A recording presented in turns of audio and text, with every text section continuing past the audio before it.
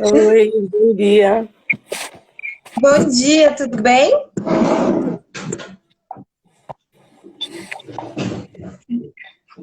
Ana, você me ouve? Tô ouvindo bem. E você me ouve? Tô ouvindo. Então, estamos aqui com a Ana Andrade, uma das curadoras do Festival Mulheres na Travessa, curadora de curta-metragem. Então, para começar, quem é a Ana Andrade? Como está a Ana Andrade hoje? Nossa, pergunta muito difícil. Como eu estou hoje, não tem como estar bem, né? A gente está vivendo aí um problema sanitário no país, que tem à frente um presidente genocida e não tem condições de a gente estar bem. Nos últimos dias eu perdi pessoas muito próximas em pouco tempo, assim, em menos de uma semana perdi 4 pessoas muito próximas, então não tem como estar muito bem, né? Mas a gente está tentando, eu estou tentando me fortalecer de alguma forma, enfim, trabalhando, cuidando um pouco de mim também, da minha saúde mental. Mas Uhum. bem, não tem como estar. É E aí, difícil, né? nossa, muito difícil. E aí, me apresentando, eu sou Ana Andrade, sou do Cabo de Santo Agostinho, aqui em Pernambuco, mas moro em Recife. Trabalho com audiovisual, sou produtora cultural desde 2008, mas comecei a trabalhar com audiovisual em 2014.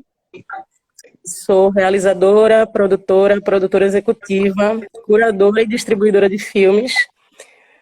Sou fundadora da Tarrafa, que é uma produtora independente que atua aqui em Pernambuco também. A gente trabalha com administração de projetos, elaboração e administração de projetos, produção e produção executiva, distribuição de curtas. Sou a fundadora da Emoriô, a Escola Livre de Audiovisual, que foi um respiro aí no meio desse caos da pandemia, junto com Rafael Nascimento, Juliana Gleimi e Lucas Mendes, a gente deu um start nas nossas atividades da escola e produzimos alguns projetos importantes. Agora, durante a pandemia, né, com os recursos da Audi Blanc, a gente fez a Quilomba, que foi um seminário de cinema negro do Nordeste, que aconteceu no finalzinho de fevereiro até março. Fizemos a Semana do Audiovisual Negro, a segunda edição, que aconteceu também em março, e na semana passada finalizamos o Cine Educar, que foi um seminário de cinema e educação para discutir aí a importância do cinema e da educação nesses tempos de tela. E aí estou fazendo mais um montão de coisa nesse meio tempo, tentando dar conta da pandemia, tentando dar conta de todo esse caos e me fortalecendo como posso, mas fazendo um montão de coisa e aí com muita felicidade. E também estou responsável aí pela curadoria da Mostra de Curtas do Mulheres na Travessa. Sim, sim, sim. E pensando no seu trabalho, como ele se relaciona com o espaço em que você mora, seja bairro ou a rua? É que hoje a rua tá mais difícil, né? Mas agora, pensando num espaço virtual, como é que você tem relacionado o seu trabalho artístico? Para mim é sempre muito importante pensar nos públicos que não têm acesso aos privilégios que a gente tem, né? Com a pandemia, eu sempre fui uma pessoa que atuei muito em espaços de pouco privilégio. Eu acho que a minha função no cinema, inclusive, é essa, assim, utilizar os meus privilégios para furar todas as bolhas possíveis e fazer com que o cinema e o audiovisual sejam uma linguagem acessível e acessada, né, por todas e todos. E aí agora na pandemia, com a pandemia não tem sido diferente. O ano passado foi muito difícil assim de trabalhar, principalmente. E esse ano a gente tem pensado em como conseguir levar os nossos trabalhos, né, para esse público que não tem às vezes um celular, que não tem às vezes um pacote de dados, porque com a pandemia rolou esse boom digital, né? Tá todo mundo aí acessando milhares de coisas ao mesmo tempo, milhares de festivais, muita coisa engolindo as pessoas através da tela. E me preocupa bastante o público que não tem acesso a essa plataforma, a essa janelinha que a gente está conversando. Então, no ano passado foi muito difícil de conseguir fazer algo, porque a gente passou muito tempo, né, sem entender o que era que estava acontecendo, nem como a gente poderia continuar atuando. E aí, nesse ano, o que eu tenho tentado fazer, assim, particularmente com o meu trabalho, é criar possibilidades de alcance, né, do que a gente tem feito para esse público. Então, os projetos que a gente realizou até aqui, a gente teve a preocupação de gravar todas as mesas, todas as oficinas. Tivemos a preocupação também de ter recursos de acessibilidade, que para a gente é muito importante, porque a gente está falando aí de vários outros públicos, né?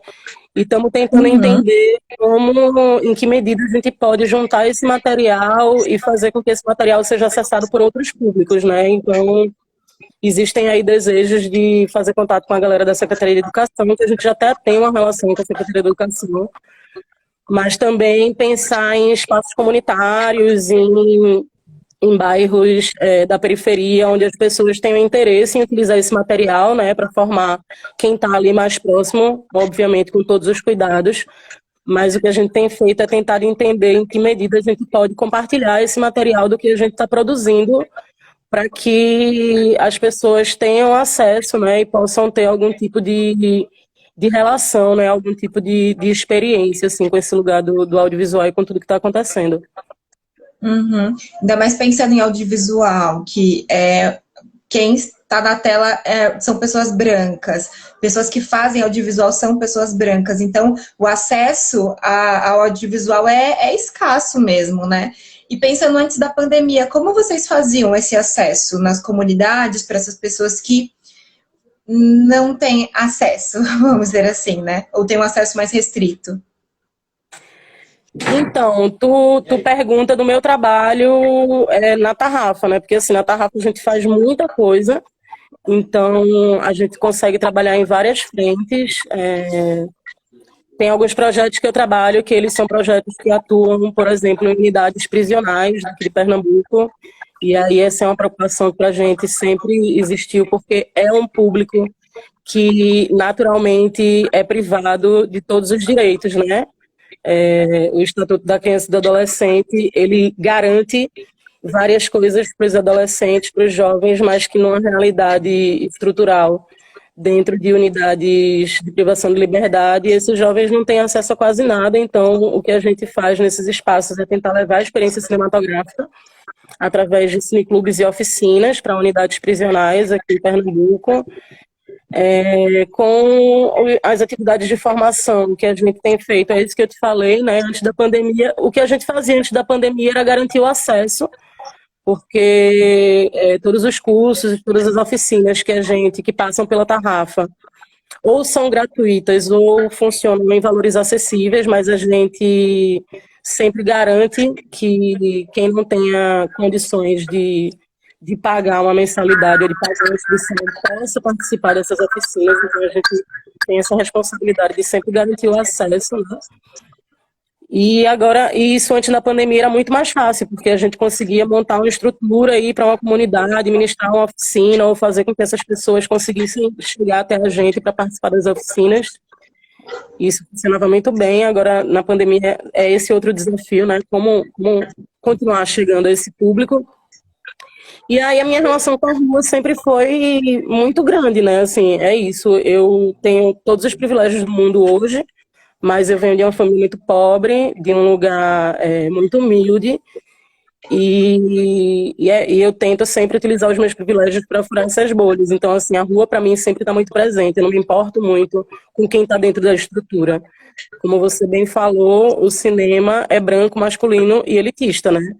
E eu tento sempre furar essa bolha, porque por mais que hoje em dia assim, a gente vive num país que trabalha um sistema de cotas e que trabalha um sistema de possibilidades de acesso, esse acesso ele ainda não é amplo, o sistema continua sendo essa estrutura branca, masculina e elitista, os recursos públicos continuam chegando para uma parte só da camada, né, da sociedade, por mais que hoje a gente tenha pessoas pretas na universidade, essas pessoas ainda sofrem vários tipos de preconceito lá dentro, muitas vezes saem da universidade sem nenhuma perspectiva de trabalho, porque ninguém quer empregar um preto para dirigir a fotografia de um filme, as pessoas querem empregar um preto ou para subutilizar os seus corpos, ou para colocá-los em funções de assistência. E não estou aqui desmerecendo nenhuma função de assistência, até porque tudo que eu sei hoje, e tudo que eu faço hoje, assim, com relação ao meu trabalho, eu devo a outras pessoas que tiveram muita paciência para me ensinar, mas é muito difícil ver que a gente ainda vive num país onde o preto e o pobre, ele está sempre condicionado ao que é menor, né? Então, um compromisso que eu sempre tenho com o meu trabalho e com o que eu faço, assim, enquanto ser humano, é tentar mudar essa realidade, né, de alguma forma. E aí, na Tarrafa, assim, o grande carro-chefe do que a gente faz é a parte de distribuição de cursos. Então, Desculpa, aí, eu não entendi. É distribuição do quê? Não entendi. de filme, distribuição de curtas. A Uhum. Tarrafa é uma distribuidora bem conhecida e a gente tem um pensamento sobre a distribuição que a gente respeita o circuito de festivais, mas é isso, né? O Brasil tem essa tendência a pensar que a distribuição é apenas o circuito de festivais e não é só o circuito. E isso é um lance que a gente faz na Tarrafa e que eu acho muito, muito massa, assim, muito importante, é que a gente trabalha, sim, essa perspectiva dos festivais, mas que a gente acha que pensar distribuição é pensar em como criar condições de acesso, né, à experiência cinematográfica. Então, quando a gente pensa em distribuição, a gente está pensando em distribuição para cineclubes, a gente está pensando em distribuição para organizações não governamentais, para as escolas públicas e privadas. A gente sempre tem esse pensamento amplo de pensar, de praticar a distribuição pensando em público de impacto, né? Existe uma tendência muito Uhum. grande das pessoas antes de fazer seus filmes e quando estão escrevendo seus projetos e submetendo seus projetos a editais, as pessoas têm um discurso, carregam sempre um discurso de que querem fazer aquele filme para o máximo, enfim, o máximo de pessoas possíveis, o público de todas as classes sociais, raças, lá. Mas quando começam a distribuir os filmes, só querem distribuir seus filmes para festivais específicos. Isso não é distribuição, porque aí você já não está sendo conivente com o que você falou lá atrás. E aí, para a gente é muito importante pensar que todos os públicos, eles são públicos que precisam ser atendidos, já que a gente, na grande maioria das vezes, trabalha com recurso público, né, para fazer os nossos filmes. Então, é meio hipócrita fazer o seu filme com recurso público, querer que seu filme passe só no Festival de Cannes, por exemplo. E aí, o trabalho que a Sim. gente faz é um outro tipo de trabalho, pensando em outro tipo de distribuição e tentando chegar no máximo de pessoas possíveis, de todas as classes, Uhum. de todos os lugares, de todas as idades. É o nosso trabalho, né? Fazer esse mapeamento e garantir que essas obras cheguem para essas pessoas. E as produções que vocês produzem e vocês recebem também produções externas? Ou é da. A gente trabalha, na Tarrafa a gente faz desde a elaboração do projeto, né, para a lei de incentivo, até essa parte da distribuição, como no caso de obras audiovisuais, mas rola muito de a galera procurar a gente depois que o filme já está pronto para a gente distribuir o filme. Uhum. E é um trabalho massa também que a gente faz de receber esse filme, de assistir. A gente não distribui qualquer filme, obviamente, tem que ser filmes que se relacionem de alguma forma com a Tarrafa. E quando a gente pega esse material, a gente faz um planejamento, né, dessa distribuição a partir da narrativa desse filme, tentando entender até onde ele pode chegar, o que é que a gente pode fazer com esse material. Muito bom mesmo. E pensando nas transformações que aconteceram inevitavelmente por conta da pandemia, né? Quais foram as transformações no âmbito mais pessoal, assim, sabe? Do seu trabalho, da sua arte. Você, Ana, e com certeza vai reverberar na Tarrafa, vai reverberar em seu entorno. Nossa, perguntas difíceis. Eu acho que a pandemia chegou para mexer a vida de todo mundo de cabeça para baixo, né? Colocar a vida de todo mundo de cabeça para baixo. Comigo não foi diferente. Eu não moro com, eu não, meu pai faleceu em 2017. Eu moro com um amigo e foi muito difícil estar sozinha em casa, estar longe da minha mãe, do meu irmão, enfim, das pessoas queridas. Eu fiquei muitos meses sem ver os meus familiares. Eu tive Covid, passei por dias muito difíceis, assim. E em mim, a lombra que bateu de todo esse momento foi parar, respirar e olhar para mim. Eu sempre fui uma pessoa que trabalhei muito, sempre fui uma pessoa que senta no computador às 5 da manhã e só sai, sei lá, meia-noite. E já adoeci algumas vezes por causa disso, já criei outros ritmos de trabalho por causa disso, mas eu acho que a pandemia ela veio para reforçar o quanto a gente precisa cuidar da gente, sabe? Assim, cuidar da gente é cuidar do outro, né? Enfim, a gente tenta repetir isso diariamente, mas as pessoas parecem que não entendem. E aí, depois que eu fiquei doente, que eu saí desse caos, eu decidi que era isso, assim, eu precisava parar, olhar para mim, entender que projetos eu estava trabalhando, com quem, de fato, eu gostaria de continuar trabalhando ou não. Então, dei uma desacelerada, saí de alguns projetos, finalizei algumas outras coisas e aí começou um outro desafio, né? Que era pegar o que ainda estava sendo executado e também pegar todas as ideias que tinha em mente com todas as minhas amigas e amigos, os meus parceiros, porque ninguém faz nada sozinha, e tentar elaborar isso de uma maneira que fosse justa, que fosse massa de trabalhar, que a gente pudesse trazer gente para perto também, para poder aprender e trabalhar em coletivo. E é isso que a gente tem feito, né? Não está sendo nem um pouco saudável, porque são várias horas de tela, a gente está tendo que lidar com muita coisa, e agora com essa estrutura de tela, né? Então é muito cansativo, e tem dias que está todo muito esgotado, mas a gente tem tentado se adequar, tentado fazer com que o trabalho ele seja um trabalho interessante mesmo, assim. Eu fico pensando que a gente vive, quem trabalha com cultura, todas as pessoas que trabalham com cultura, e sem desmerecer ninguém, né? Porque aí a gente está falando de várias linguagens, a gente tem os mestres de cultura popular, tem a galera que trabalha com música, com literatura, todo mundo trabalha muito. Então, é muito danoso mesmo, assim, o tanto que a gente trabalha, o tanto que a gente precisa ficar online, acessível, disponível, simpático, bonita, sabe, saudável, comendo bem, fazendo yoga. Todo mundo tem que ficar tanta coisa. E às vezes você está se doando tanto para o trabalho e você está esquecendo de você. Então eu acho que para mim a maior lição assim, que ficou desse contexto da pandemia e de ter adoecido e de ter ficado muito mal assim mesmo, foi sair disso e olhar para mim. Porque se eu não estiver bem, nada que eu conseguir fazer vai ser bem feito, e se eu não estiver bem, eu não vou conseguir nem dedicar uma energia massa para quem está trabalhando comigo. Então, o que eu tenho feito diariamente é tentar encontrar fugas e coisas que me levem para um lugar tranquilo, assim, para que eu possa desenvolver os meus trabalhos, né, com a galera que trabalha comigo. E Henrique está aqui, ó, maravilhoso. É isso, né? Às vezes a gente tem que deixar de absorver um pouquinho, selecionar e só absorver o que realmente cabe, né, na gente. A gente transborda tanto, mas de coisas que às vezes não são tão boas pra gente. E é isso, Ana. É isso.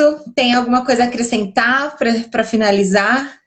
Eu queria falar um pouquinho eu não sei se a gente não pode falar os filmes ainda, não é isso? Uhum.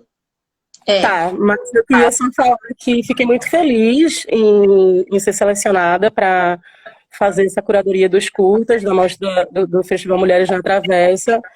Estou fazendo curadoria já tem 2 anos, sou curadora do Rota, Festival de Roteiro Audiovisual. Sou curadora da Semana do Audiovisual Negro. Não fiz a curadoria desse ano porque estava envolvida na produção e não consegui dar conta da curadoria. Estou fazendo a curadoria de uma outra mostra, que eu acho que eu também não posso falar, mas é uma mostra que vai acontecer em breve e está sendo muito massa. E fazer essa proposta para o Festival Mulheres na Travessa foi muito interessante porque eu tentei pensar em obras que fossem urgentes, né? E que obras que fossem urgentes por dois motivos, né? Urgentes pela urgência das narrativas, que são narrativas que eu acho que a gente precisa se aproximar, e urgentes pelo cinema brasileiro, porque é isso, assim, nem todas as obras de realizadoras incríveis são assistidas por todas as pessoas, e aí eu me senti na obrigação de trazer narrativas e trazer realizadoras que tivessem obras urgentes no sentido da narrativa e urgente no sentido de reconhecimento, né? Nem todo mundo está conseguindo realizar os seus filmes com recurso público, nem todo mundo está conseguindo ter acesso a espaços de formação e a laboratórios de desenvolvimento de projetos, mas tem muita gente realizando muito filme massa em todos os lugares do Brasil, e por ter esse privilégio de conhecer muita gente, de distribuir filmes e ter muito acesso, me senti meio que na responsabilidade de trazer um pouco do meu olhar, né, sobre essas obras para essa curadoria. E aí eu espero que, enfim, quando a programação sair, o público tiver acesso, a galera se sinta contemplada. Eu fiquei muito feliz, assim, com as obras que foram escolhidas. Uhum. A gente também está muito feliz que você, com essa parceria, que você faz parte do projeto hoje. E eu só tenho a agradecer, Ana. Muito obrigada pela conversa.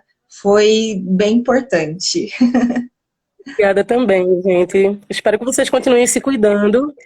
Não está sendo fácil para ninguém, não é fácil ligar a televisão ou abrir o celular e se deparar com 3.780 mortes num dia. A gente realmente precisa se cuidar. É muito doido. O brasileiro, ele tem uma tendência a só acreditar nas coisas quando as coisas estão perto, né? E, gente, não esperem chegar perto, assim, não queiram sentir a dor de perder alguém próximo.